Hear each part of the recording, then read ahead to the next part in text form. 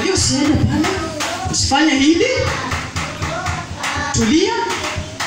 Lakini mimi ni nani? Mimi najua. Nataka nitumie mbinu zangu. Alafu tunagonga ukuta, tunarudi kwa Mungu. Bwana nisaidie, yenyewe uliniambia lakini sikusikia, nisamehe.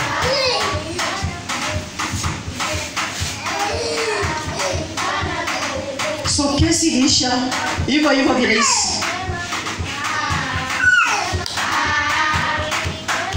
So the sheep truly knows and hears his master's voice. Na kama Yesu Kristo ni Bwana na mchungaji wetu, ni lazima tusikie sauti yake. Amen. Ni lazima. Amen. Kama sio sisikii, kuna shida na masikio. Kuna shida na masikio yangu. Again, to achieve this, Colossians chapter 3 verse 1 to 3, we must constantly desire to look into things that are heavenly, things that are above. Hiyo ndio Paulo anahimiza wa Kolosai. Maybe tunaweza kusoma hapo. Ukifika hapo mbele yangu, you can read it as we begin to conclude.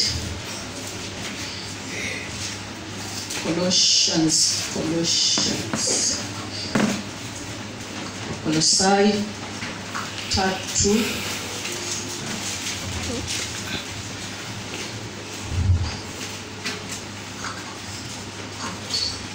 1 hadi 3. Basi ukiwa mmefufuliwa pamoja na Kristo, yatafuteni yaliyo juu, Kristo aliko ameketi mkono wa kuume wa Mungu. Yafikirini yaliyo juu, sio yaliyo katika nchi. Kwa maana mlikufa na uhai wenu umefichwa pamoja na Kristo katika Mungu. Our lives are hidden in Christ God. If you are risen, kama umefufuliwa na Yesu Kristo, tutafute vitu ambazo ziko juu. Tukae huko juu. Hiyo ndio sehemu yetu. Na mnatai anakaa juu. Na huo mlima, na huo mwamba. Hapo ndio makao yake. Hapo ndio anapatikana kila wakati. Wakati tai anaonekana chini ya ardhi, amekuja chini ya ardhi, ni wakati ule anakuja kuchukua kifaranga ama samaki ndani ya bahari. Anarudi huko juu. Tunapata hiyo. Amen. Tunaelewa mapendo. Amen. Ni wakati tu anakuja kupiki ile chenye ameona, amekiona kutoka huko juu ya mwamba. Anakikujia. Anarudi juu. Hadi akiwa hapo chini, goza. Hiyo ndio makao yake. Paul anatuhimiza, if you are risen with Christ, seek ye things that are above, not things on earth. Amen. Where Christ is seated, that is our place. Huko ndio makao yetu. Yesu akaongeza, I think it's John chapter 15 or whatever, I forget, say, you are in the world but not of the world. Nyinyi ni wa dunia lakini si.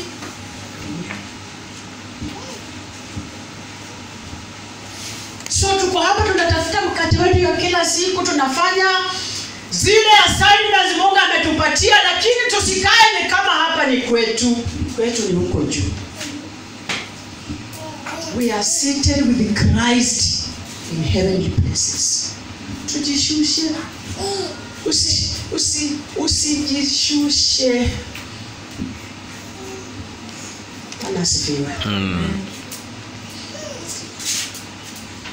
So the only time the eagle is seen on the ground is when he is swooping to take up a rabbit or a food, and it goes back to the skies Waefeso 2:6 inasema we are seated together in heavenly places with Christ Jesus. Tumekaa mahali pa juu na Yesu Kristo. So kama tai yenyewe, we are supposed to walk in this world, tutembee katika ulimwengu huu, tufanye shughuli yetu, tutafute mkate wetu wa kila siku, lakini macho yetu, makao yetu uko. It is just for a temporal move. For temporal. Tujue tumekaa wapi, tumeketishwa wapi na Yesu Kristo wakati tulimpokea kuwa mwokozi wa maisha yetu. Ametuketisha wapi? Tuwe pale pale.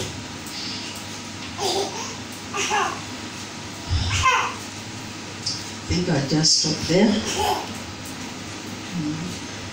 Maybe to just make one point.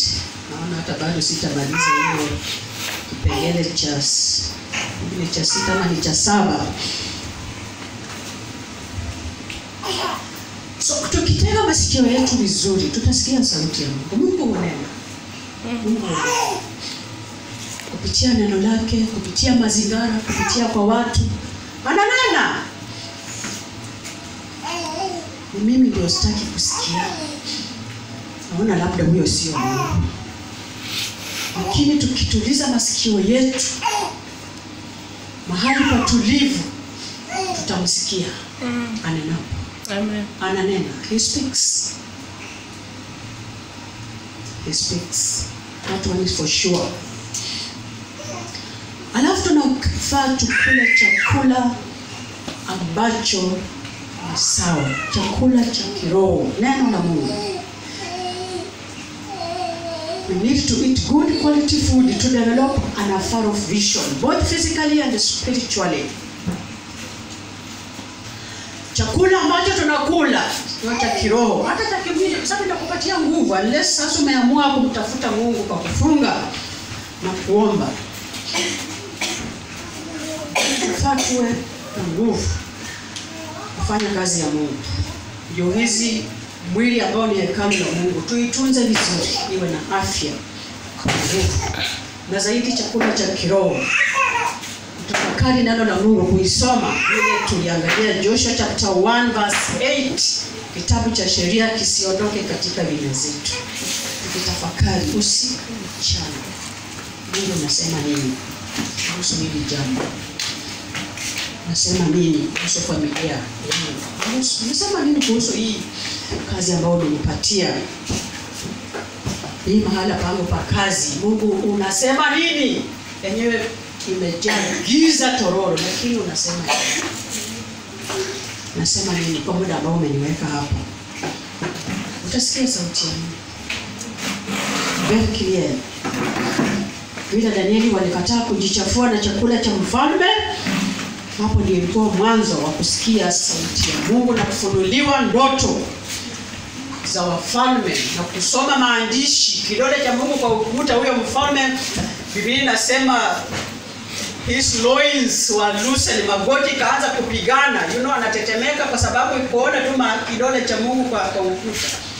Daniel akakuja akamsomea waziwazi that ability.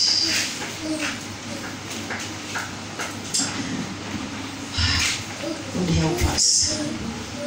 So Mungu kutumia Danieli alifungua macho, hata Danieli akaona tena into 4,000 years ahead of him. Kupitia kujitoa wakfu kwa Mungu,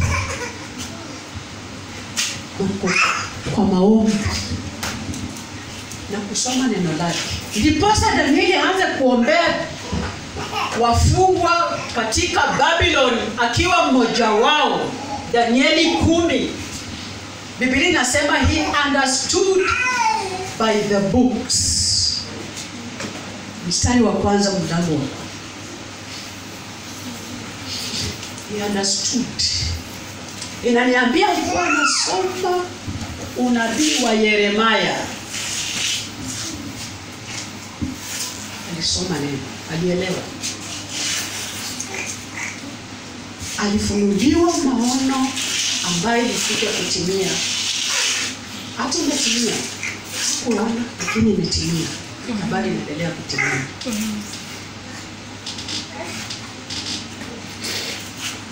Kupitia Danieli aliona ufalme 4 katika mwisho wa dunia ama end time. Aliona kuanguka kwa Babylon, Media, Persia, Greece and the Roman Empire. Daniel alionyeshwa 4,000 years ahead of him. Mungu akamtumia ku describe clearly the nature of the Roman Empire, the old Roman Empire and the new European Union. Mungu alifunulia Danieli. Sababu alijitenga, sababu alitafuta Mungu. He separated himself from every manner of defilement. God is willing to choose us, to take us that far. To reveal to us things kabla zitendeke. Unajua kuna vitu zinatendeka tu. Ndio sasa tunaanza kutafuta Mungu. Tusaidie, tusamee kama taifa. Mungu unasema nini? Na mazima moto. Haraka tuzime hii moto.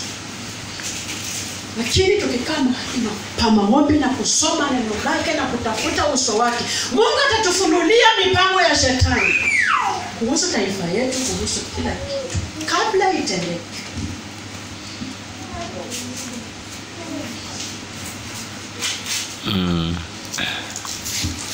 Mungu alitumia Daniel to describe the reign of the Antichrist na vile Mungu atakabiliana naye.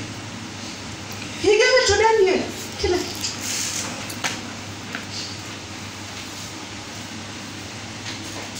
So Daniel's gift of revelation was enhanced by the qualitative spiritual food which gave him an excellent spirit. Hiyo kipawa cha Danieli cha kuona maono kilipanuliwa kwa sababu ya chakula cha kiroho ambacho alikula. Ilimpatia roho ya upambanuzi, an excellent spirit.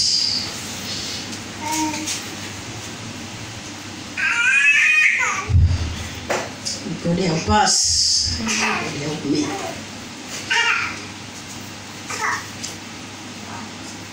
I'm struggling whether to stop there or we continue a bit because my time is up. By your permission, let's just stop there. So I don't want to take more of that. Nitachukua 30 minutes nikumalize or more than that. So tutakomea hapo. I pray that Mungu atusaidie apanue hizi vitu katika roho zetu. Azipanue. Tuweze kuinuka. Tupae juu kama tai. Mungu atupatie ufahamu ya mambo yajayo. Ufahamu ya familia zetu. Alipatia Daniel. Alipatia Yusufu. Alipatia Petero. Ndiposa Cornelius na Gentiles nation waweze kuokoka.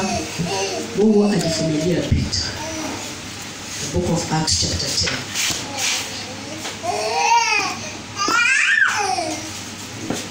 Tusimame kwa miguu yetu.